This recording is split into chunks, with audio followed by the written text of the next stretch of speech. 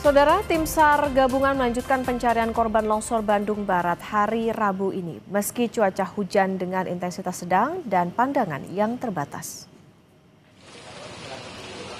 Pencarian korban longsor Rabu pagi ini dilanjutkan dengan memerhatikan faktor keselamatan karena cuaca yang tidak bisa diprediksi.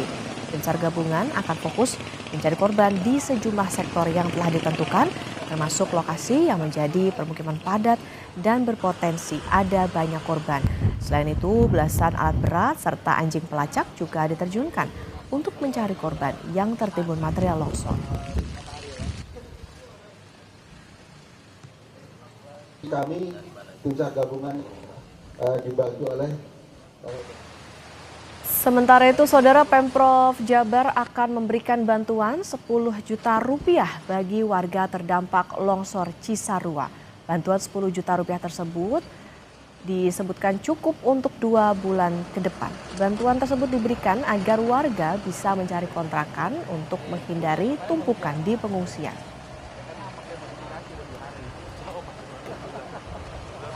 Daripada ngumpul, berebut toilet, mengalami stres, lebih baik mereka cari kontrakan atau tinggal di rumah keluarganya dan bekalnya kita cukupi untuk 2 bulan. Maka hitungannya 10 juta untuk biaya mereka 2 bulan. Walaupun kalau ukuran di sini 10 juta itu bisa untuk 4 bulan. Karena kan rata-rata tukang nyangkul di daerah ini kan paling 30 gitu loh. Jadi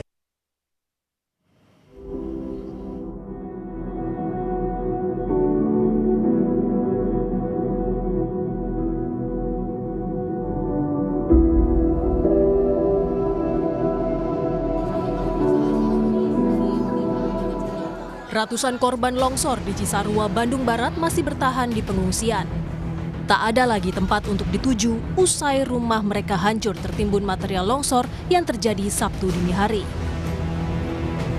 Warga mengaku trauma kembali ke wilayah tempat tinggalnya. Di sisi lain, warga khawatir jika relokasi jauh dari ladang tempat mereka bertani dan beternak.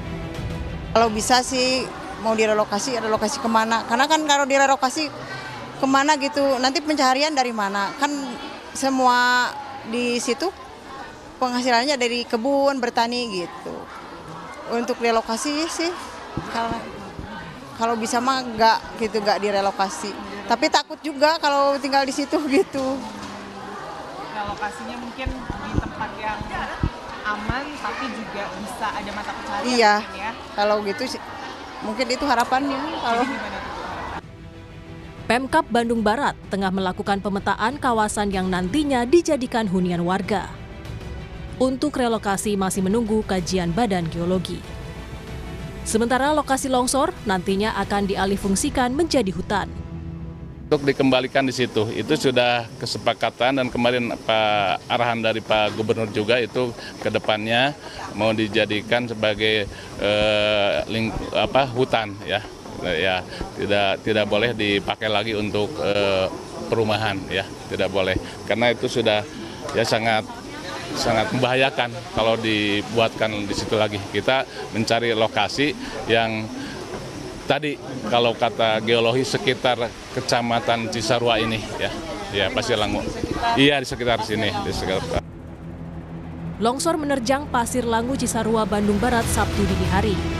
Peneliti geologi sekaligus dosen teknik geologi ITB Ahmad Sadisun menyebut, longsor akibat adanya penyumbatan aliran air dan curah hujan yang tinggi menyebabkan jebolnya penyumbatan di lereng gunung. Pada saat itu kan hujan cukup deras ya, hujan cukup atau dikatakan bisa ekstrim karena nilai curah hujannya di atas 200 mili, bahkan lebih gitu ya. Klasifikasi BMKG itu 150 mili ke atas saja sudah ekstrim.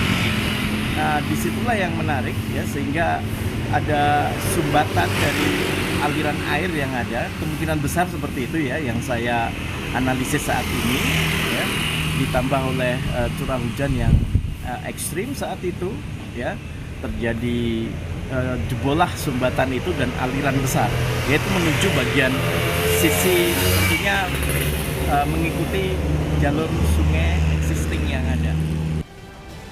Saat ini, ratusan korban longsor di Cisarua memilih bertahan di pengungsian. Warga tak berani untuk kembali ke rumah, khawatir longsor susulan kembali terjadi. Tim Liputan, Kompas TV. Informasi terkini terkait evakuasi hari ke-5 korban longsor Cisarua di Bandung Barat. Kita terhubung dengan jurnalis Kompas TV Niko Anggriawan dan juru kamera Bimo Wicaksana. Niko, selamat pagi. Rencana pencarian dan evakuasi korban hari ini seperti apa, Niko? Mengingat situasi pagi ini berkabut di sana. Ya, tadi baru saja digelar apel yang dilakukan oleh tim SAR gabungan. Intinya meskipun hujan dengan intensitas ringan hingga sedang yang mengguyur Kecamatan Cisarua, Kabupaten Bandung Barat ini sudah berlangsung sejak pagi tadi, Okta dan juga saudara, tentunya tim SAR gabungan ini tetap mengutamakan keamanan yang nantinya akan memberikan kelancaran untuk mencari para korban yang saat ini masih tertimbun material longsor. Dan saya akan menunjukkan kepada Anda jumlah personil dan juga jumlah korban yang telah diangkut oleh tim SAR dari lokasi longsoran. Ini jumlah korban yang terdampak ini ada sekitar 158 jiwa. Data ini diupdate pada Rabu 28 Januari 2026 atau hari ini sekitar pukul 7 waktu Indonesia Barat. Kemudian jumlah orang yang selamat ini ada 78 jiwa. Kemudian ada jumlah kantong jenazah atau body pack yang sudah diangkut oleh tim SAR gabungan dari titik longsoran. Ini ada jumlahnya ada 48 kantong jenazah. Tentunya setelah dilakukan pengangkatan kantong jenazah dari lokasi pencarian, nantinya kantong jenazah tersebut akan langsung dibawa oleh ambulans menuju ke posko DVI yang ada di Puskesmas Desa Pasir Langu, Kecamatan Cisarua, Kabupaten Bandung Barat. Dan kemudian kendaraan SAR yang digunakan, kemudian ada unit-unit yang digunakan untuk mencari korban yang tertimbun material longsornya. Ada helikopter 5 unit, kemudian ada pesawat yang fixed wing ini 1 unit, ada drone yang digunakan 9 unit. Drone ini difungsikan untuk melakukan pemetaan terlebih dahulu, Okta dan juga saudara, sebelum nantinya personel SAR diterjunkan. Awalnya tim SAR gabungan akan menerjunkan drone terlebih dahulu untuk memetakan situasi di lokasi longsoran dan juga untuk memastikan keamanan di tempat kejadian perkara. Dan kemudian alat berat yang menjadi fokus dalam pencarian hari ini, alat berat ada sekitar 15 unit, mulai baik itu dari tonase kecil maupun tonase besar. Tadi kami sempat memantau ada sekitar 2 unit ekskavator berukuran besar yang saat ini sudah masuk ke dalam lokasi pencarian untuk melakukan evakuasi. Dan sekitar 2.716 orang ini dilibatkan untuk melakukan pencarian para korban yang saat ini sekiranya dalam hitungan Basarnas kemarin yang disampaikan langsung oleh Kepala Kantor SAR Bandung, ada sekitar 80 orang yang hilang hingga saat ini. Pencarian masih terus berlangsung, Okta dan juga saudara.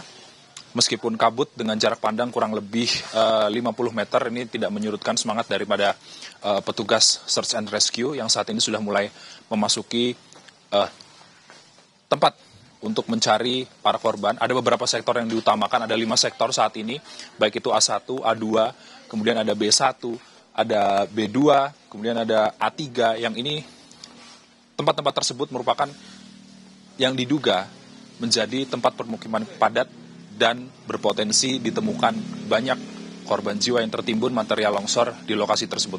Untuk sementara demikian, Okta, kembali ke studio. Ada 5 sektor tempat pencarian, cuaca masih tidak menentu, tapi tentunya tetap mengutamakan keamanan. Lantas, Niko, sudah adakah informasi terbaru soal berapa jumlah korban yang sudah dievakuasi dan juga sudah teridentifikasi, Niko?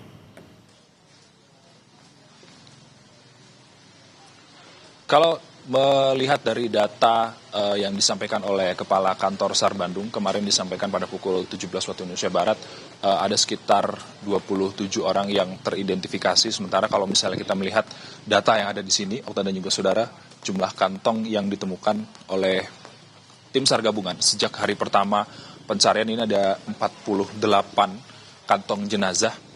Dan kalau kemarin di hari keempat, ini ada sekitar 8 kantong jenazah yang ditemukan di tempat kejadian perkara. Dan kemudian di sektor A1 dan A2 ini menjadi fokus tim SAR gabungan untuk mencari korban karena di tempat tersebut merupakan permukiman padat yang nantinya tim SAR gabungan akan menggunakan alat berat, kemudian ada melibatkan anjing pelacak dan juga pengevakuasian secara manual. Ini nanti kan akan diutamakan untuk mencari para korban hingga nanti sore. Okta. Baik, terima kasih atas laporan Anda, jurnalis Kompas TV Niko Anggriawan dan juru kamera Bimo Wicaksana dari Kabupaten Bandung Barat. Selamat bertugas kembali, jaga kesehatan.